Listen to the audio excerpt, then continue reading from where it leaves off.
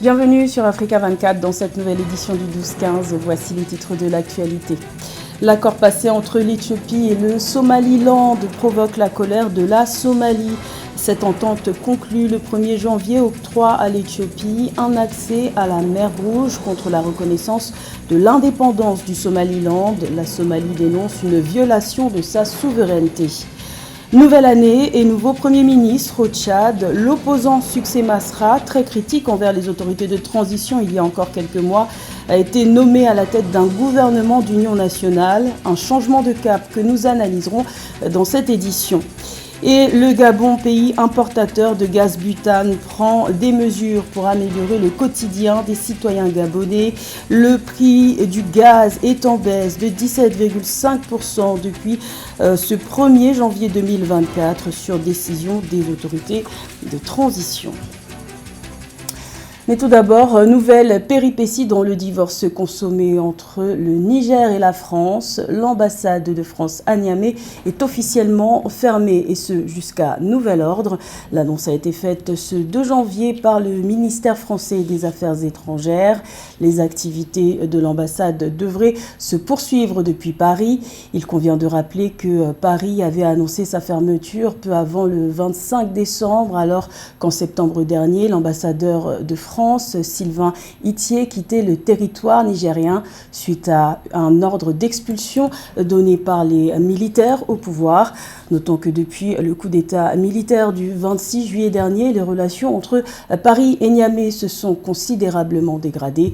La France refuse de reconnaître le régime militaire installé depuis le renversement du président Mohamed Bazoum et appelle d'ailleurs au rétablissement au pouvoir de ce dernier. C'est un accord qui fait couler beaucoup d'encre en ce début d'année 2024. L'Éthiopie et le Somaliland ont signé le 1er janvier un mémorandum d'entente permettant à l'Éthiopie d'avoir un accès à la mer Rouge contre la reconnaissance du Somaliland, État fédéral en quête d'indépendance depuis plus de 30 ans. Cette annonce a suscité la colère de la Somalie qui a toujours exclu l'indépendance de cette région séparatiste. Les explications de Nathalie Mauve. La Somalie a rappelé son ambassadeur en Éthiopie pour consultation le 2 janvier 2024 selon le gouvernement. Cet acte marque la réaction de l'exécutif somalien face à la signature d'un accord portuaire inédit entre l'Éthiopie et l'État fédéré du Somaliland. Un accord nul et non avenu, sans fondement juridique, que la Somalie a dénoncé, prenant à témoin les Nations Unies, l'Union africaine, la Ligue arabe et l'autorité intergouvernementale pour le développement, l'IGAD. La Somalie appartient aux Somaliens et nous mourrons pour elle. Notre pays n'est pas à vendre. La Somalie présente l'accord entre l'Éthiopie et la Somalie comme une violation de sa souveraineté. Lors d'une réunion de crise urgente au Parlement, le président Hassan Sheikh Mohamud a évoqué une provocation susceptible de fragiliser la stabilité sous-régionale. De plus, la colère du gouvernement somalien se justifie par la reprise récente du dialogue avec les autorités du Somaliland, irrédentistes et en quête d'indépendance depuis 1991. Le peuple somalien s'est engagé à embrasser la paix, le bon voisinage et la coexistence. Ces valeurs sont d'ailleurs inscrites dans la devise de notre pays. Les Somaliens sont ouverts à la coopération avec le monde et particulièrement nos voisins. Nous n'avons jamais contribué à la déstabilisation de l'Éthiopie, même s'il y a des aspects de nos relations que nous aimerions améliorer. Tard dans la journée du 1er janvier 2024, l'Éthiopie et le Somaliland ont annoncé la signature d'un mémorandum d'entente pour l'accès à la mer Rouge à travers le port de Berbera. L'accord, recherché depuis 50 ans par l'Éthiopie, pays enclavé d'Afrique de l'Est, va lui faciliter la mobilité de ses forces navales. Reconnaissant à cette occasion l'indépendance du Somaliland, l'État éthiopien a salué une victoire diplomatique. La Somalie, elle, s'est dite prête à recourir à tous les moyens légaux pour défendre son intégrité territoriale.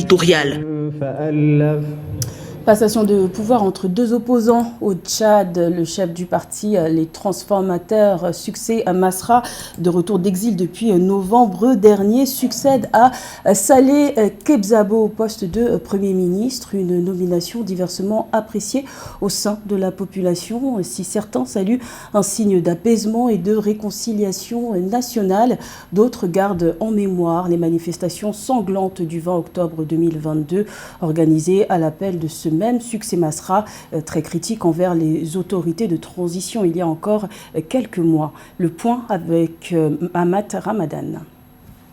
Au Tchad, l'année 2024 commence avec l'entrée en vigueur d'une nouvelle constitution, la nomination d'un nouveau Premier ministre et la formation d'un nouveau gouvernement de transition ce mardi 2 janvier 2024. L'ancien opposant Succès Masra est nommé chef du gouvernement et a pour mission de conduire la mise en œuvre des nouvelles institutions de la Ve République qui aboutiront aux élections présidentielles et législatives avant la fin de l'année. Pour le président de la République, ce nouveau gouvernement est en phase avec les exigences de la République et les enjeux de l'heure. Je m'engage à faire de la Ve République une république forte et ambitieuse, à la hauteur des exigences de nos populations et adapté aux réalités d'un continent en pleine mutation, confronté aux défis du changement climatique et aux enjeux politiques imbriqués. Cette Ve République embrassera pleinement notre trajectoire, sera en phase aussi bien avec nos racines culturelles qu'avec notre époque et répondra aux attentes légitimes d'un peuple qui n'a que trop souffert. Le nouveau Premier ministre et son gouvernement d'union nationale sont chargés de poursuivre avec le processus de démobilisation des anciens éléments des mouvements politico-militaires. Le chef de l'État, Mohamed Idriss Déby, lors de son vœu de Nouvel An, s'est engagé à faire de la réconciliation nationale son credo pour bâtir un nouveau Tchad de paix et de prospérité. Quand les Tchadiens se mettent ensemble, rien n'est plus impossible. Alors, mes chers compatriotes, de l'Est à l'Ouest, du Nord au Sud, en passant par le centre, femmes et hommes, jeunes et âgés, riches ou pauvres, musulmans, chrétiens ou animistes, médecins ou ingénieurs, agriculteurs ou éleveurs, commerçants ou paysans, tous ensemble, comme un seul homme, debout pour la République, debout avec toute notre énergie et nos savoirs pour porter ensemble notre pays vers le bonheur. Pour rappel, le nouveau Premier ministre Succès Masra est rentré au Tchad début novembre 2023, après plus d'une année d'exil suite aux manifestations contre la transition qui a fait une dizaine de morts en 2022. Un retour rendu possible grâce à l'accord de paix qu'il a signé avec le gouvernement en octobre 2023 à Kinshasa. Également dans l'actualité, en Guinée, 2 semaines après l'explosion du principal dépôt d'hydrocarbures du pays à Kaloum, les conséquences se font ressentir. La pénurie de carburant impacte l'économie et le pouvoir d'achat des citoyens guinéens. L'État s'active pour combler les besoins en carburant, mais les tarifs s'envolent, ce qui impacte le prix des transports, des marchandises ainsi que des produits vendus sur les marchés. La distribution d'essence est désormais limitée à 25 litres pour les voitures et à 5 litres pour les 2 roues et tricycles, ce qui est largement insuffisant au sein de la population où les besoins en essence sont très importants dans les activités quotidiennes. Rappelons que ce drame qui s'est produit dans la nuit du 18 au 19 décembre a fait au moins 24 morts et plus de 450 blessés. Vers une amélioration des conditions de vie des citoyens au Gabon. Le prix du gaz butane a été revu à la baisse le 1er janvier 2024, une baisse de 17,5% par rapport au tarif précédent, une économie importante dans le panier de la ménagère. Les précisions de Samantha Saberou-Saboubanga. Depuis le 1er janvier 2024, le prix du gaz butane est en baisse de 17,5% au Gabon. Cette décision fait suite aux instructions du président de la transition, le général Brice Clotaire Oligui Nguema, qui, lors de son discours de vœux à la nation du dimanche 31 décembre 2023, a annoncé la réduction du prix du gaz butane. Le ministère du pétrole et du gaz a immédiatement officialisé la baisse du prix du gaz butane qui est passé de 6 000 francs CFA à 4 950 francs CFA depuis le 1er janvier 2024. J'instruis le ministre du pétrole et du gaz de prendre toutes les dispositions administratives et techniques nécessaires afin qu'à compter du 1er janvier 2024, le prix du gaz en République gabonaise soit revu à la baisse. Cette décision permet aux ménages de faire une économie de 1050 francs CFA sur l'achat du produit indispensable. Cette réduction mise en œuvre rapidement vise à alléger le fardeau financier des citoyens gabonais et à répondre aux préoccupations quotidiennes liées au coût de la vie. La fixation des prix à la pompe pour les carburants a également été annoncée par le gouvernement. L'essence est désormais fixée à 595 francs CFA le litre, tandis que le gasoil est fixé à 575 francs le litre. Dorénavant, le prix de la bouteille de gaz butane de 12,5 kg est au prix unique de 4 950 francs CFA sur toute l'étendue du territoire. Les prix de l'essence et du gasoil sont également fixés à 595 francs CFA par litre et 575 francs par litre. Le Gabon, en tant qu'importateur net de gaz butane, prend des mesures pour stabiliser les prix et améliorer l'accès à ce produit de consommation courante. La baisse du prix intervient également après l'inauguration récente d'une usine de production de gaz par Perenco. Cette nouvelle installation contribuera à réduire de manière significative les importations de gaz au Gabon, contribuant ainsi à l'autonomie énergétique du pays. Le Sénégal fixe son objectif d'accès universel à l'électricité à 2025, soit 5 ans avant l'échéance de 2030 initialement prévue. Une ambition qui s'appuie sur la stratégie nationale Sénégal émergent ainsi que sur les abondantes ressources en énergie renouvelable dont dispose le pays. Le point avec Philomène Tine.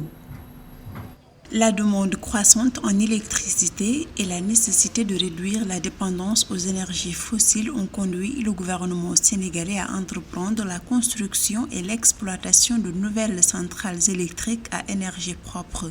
Depuis 2012, les capacités électriques du pays ont plus que triplé avec 1787 MW et un réseau de lignes porté à 1552 km. Ces nouvelles centrales devraient conforter l'objectif du gouvernement sénégalais qui est de fournir à tous les citoyens un accès à une électricité fiable à un prix abordable d'ici 2025. Le Sénégal émergent, ce sont nos nouvelles centrales électriques à énergie propre, entre autres à Bokol, Malicounda, Taïba Ndiaye, Meouane, Médina Dakar et Kahone.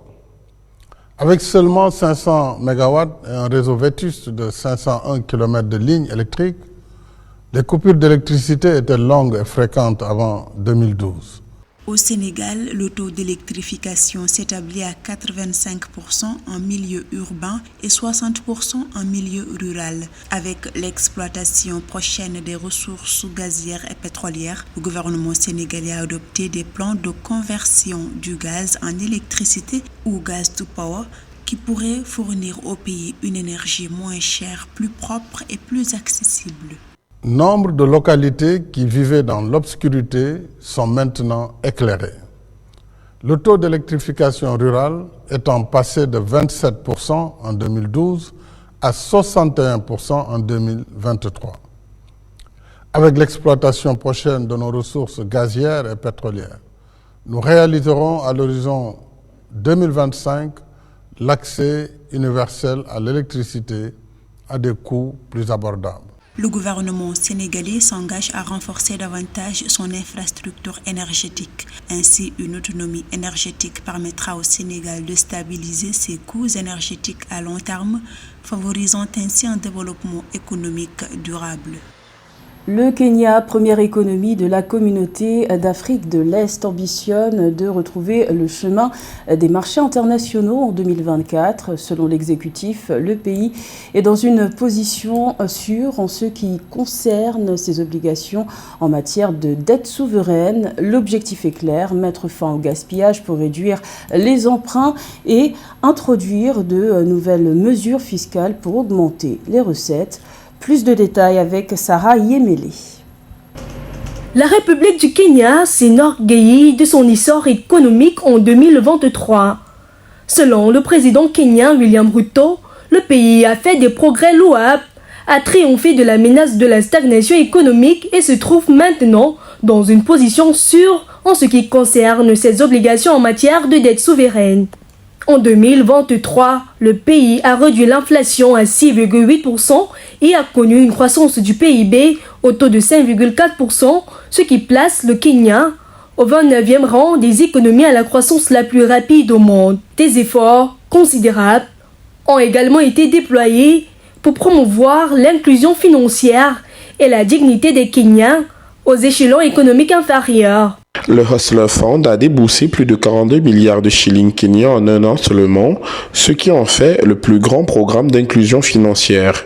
Plus important encore, plus de 7 millions de Kenyans sont désormais des clients réguliers qui effectuent des transactions et font des affaires.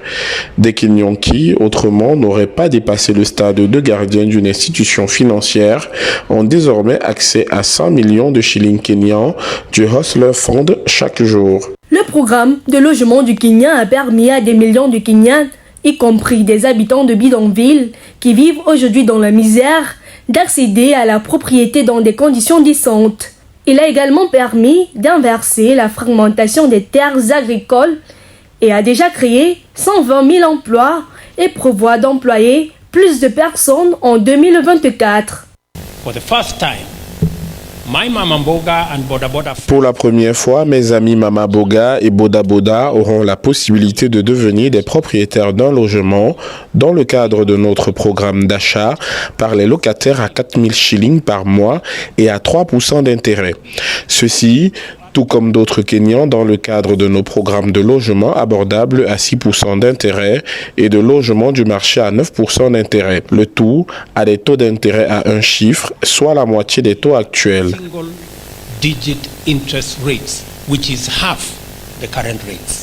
L'économie kenyane a également connu un essor dans les secteurs de l'éducation, du numérique et de la santé.